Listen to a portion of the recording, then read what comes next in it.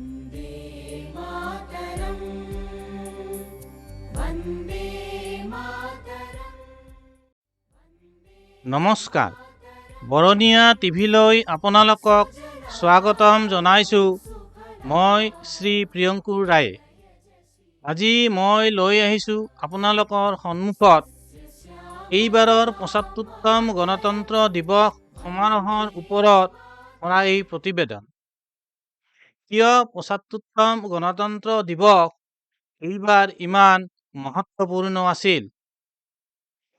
এইবাৰ গণতন্ত্ৰ দিৱস সমাৰোহৰ মূল বিষয়বস্তু আছিল বিকশিত ভাৰত আৰু ভাৰত লোকতন্ত্ৰৰ জননী।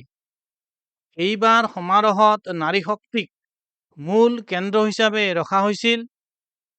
এইবাৰ সমাৰোহৰ মুখ্য অতিথি আপোনালোক আটাইয়ে জানে যে ফ্ৰান্সৰ ৰাষ্ট্ৰপতি গৰাকী আছিল। এইবাৰ গণতন্ত্ৰ দিৱসৰ পেৰেড বহুতো মহত্বপূৰ্ণ আছিল এই কাৰণে যে ১৩,০০০ বিশেষ অতিথিক এইবাৰ গণতন্ত্ৰ দিৱসৰ পেৰেড চাবলৈ আমন্ত্ৰণ দিয়া হৈছিল আৰু দেশৰ ভিন্ন ভিন্ন ৰাজ্য আৰু কেন্দ্ৰশাসিত অঞ্চলসমূহৰ পৰা আহি কৰ্তব্য পথৰ দুয়োকাষে নিজ নিজ পৰম্পৰাগত সাজ পোছাক পৰিধান কৰি বহু সুশোভিত কৰা দেখা গৈছিল। আজিৰ ভাৰত হ'ল সমৃদ্ধ ভাৰত, সশস্ত্ৰ ভাৰত আৰু বিকশিত ভাৰত আৰু প্ৰতিটো দিশতে আগবঢ়া ভাৰত, সংকল্পৰ পৰা সিদ্ধিৰ দিশে অগ্ৰসৰ হোৱা ভাৰত।